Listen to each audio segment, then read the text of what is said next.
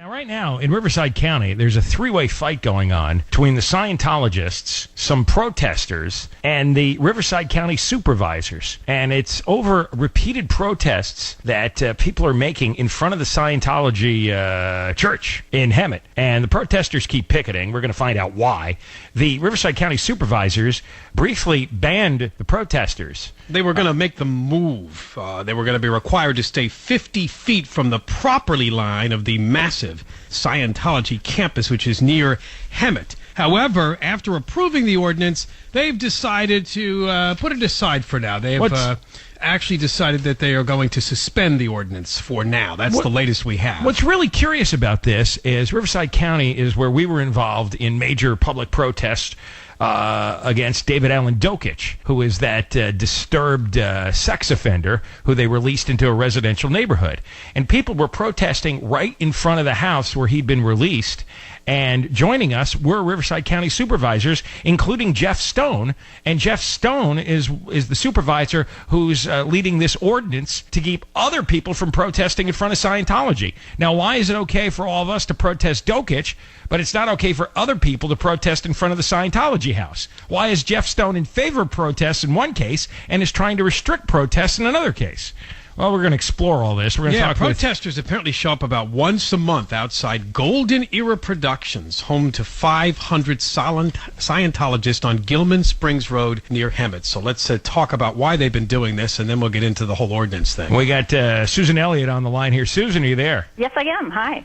What's the problem that you and others who show up at these protests regularly, what's the problem you have with the Scientologists? Okay, it's not the Scientologists and it's not their beliefs. It's how the staff are treated. And in Scientology, the staff are, all over the world are treated very harshly. There's these Sea Org members who've kind of given up their lives. They live, on the compound. They work there, and they pretty much have no contact with the outside world.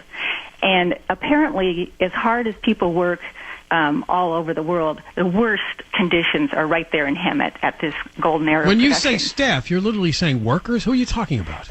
They are workers, but it's a special group called the Sea Org.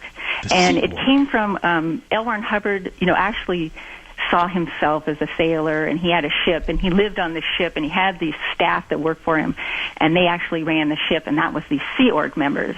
And they are the most committed. They sign a billion-year contract. So they're Scientologists, right? Correct. And they're choosing to do this. Correct. Well, if they're choosing to do this, what do you care? Well, the reason I care is because, to me, they're being controlled and they're being made compliant through all of these techniques they use. Like, for instance, they work 100 hours a week, 100 plus, and they get $50 a week. They have no breaks. They don't get a single day off. Their access to the outside world is completely cut off. So their mail is opened, and if it's a letter from their mom that says something negative about Scientology, that letter's confiscated. There's no public telephone. How do you know all this? Because there's been many people who've escaped. I just talked to a guy a couple days ago just to get the story straight. I've talked to a lot of people. And one man, his name's Mark Headley, he escaped. He's got a horrifying story of his escape and being chased down by the guards as he was escaping. So these people are never allowed to leave? Correct. They don't go out for a cup of coffee or a donut? You pretty much believe they're prisoners then? I would call them prisoners, yes. Would they call themselves prisoners? No, they wouldn't. And I've asked people, like, what if the FBI was sent in there and, they were asked, hey, are you okay? Do you want to leave? And everybody says, well, they would say, yes, I'm okay. I don't want to leave. And the reason is, I say, well, why is that? That's crazy. And they always say to me, do you know anything about cults? Have you ever read a book on cults? And that kind of conditioning, the mental conditioning, there's fear, there's, confusion. They have so many hammers over their head. They could lose their entire eternity, not just one lifetime, but their whole eternity if they leave. Because now, were you a Scientologist? No, I wasn't. So what we need to know is what got you interested in this story, to know all that you know and to try to help these people you think are being held prisoners, so to speak. Well, I started out, it was just pure curiosity because of the Tom Cruise thing back in 2005 when that video was posted. Yes. So I started, reading on the internet, and I didn't really know anything. And then I started, talking to people and actually talking to them on the phone, reading their books.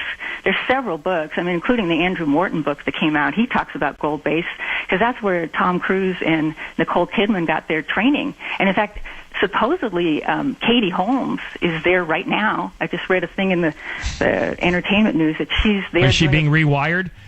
They do this purification rundown where they sit in the sauna for 5 hours a day and take all these vitamins and stuff. It's clearly nuts, but what are you going to do? I mean, there's a lot of nutty religions in the world. This is just a new age one. Right. This one just pushes my buttons. It's wrong, and it's got to be stopped. I actually, and it's kind of become sort of personal to me because I have a friend who I've made. Her name's Susan too, and her daughter has been in the Sea Org since she was 17, and she's been in there 15 years. And my friend Susan has seen her daughter 7 times in 15 years. The last time is she staying in Hemet? She's actually in L.A. in the big blue building right there on Sunset Boulevard.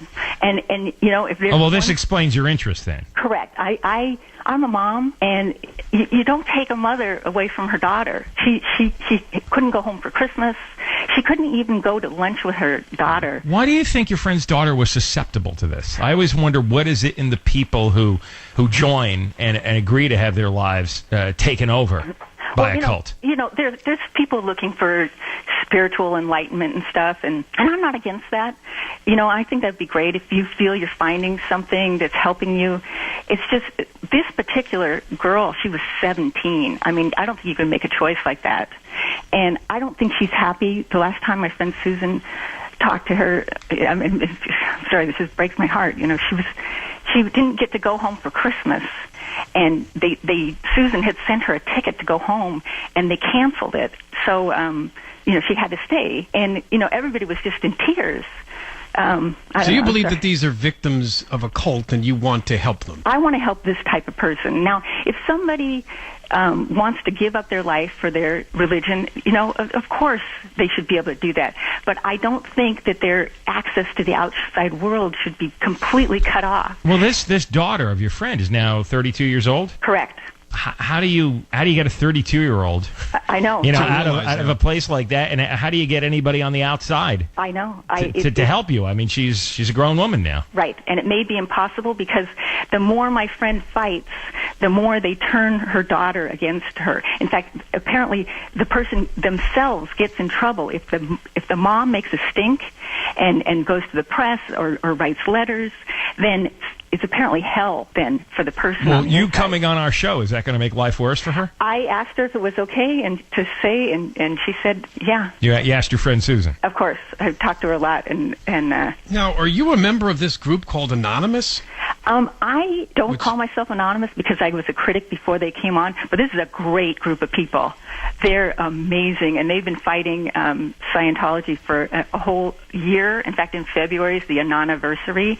It's the 1-year anniversary. So they're also out there picketing, but their reasons may be different than yours? No, we're together. You are together? Yeah, they're my friends, and I hail them. They're great. All right, when we come back, we can talk about this ordinance, which was voted on and approved and now suspended, which was to move the protesters 50 feet beyond the property line of this residence where the Scientologists have their base in Gilman Hot Springs, which is near Hemet, which is out in Riverside County. And the Riverside County Supervisors, apparently after being lobbied by the Scientologists at this place, did pass this ordinance to move the protesters further back. They've been there on a monthly basis for quite a while, and then they decided most recently to suspend the ordinance as they continue to talk about it.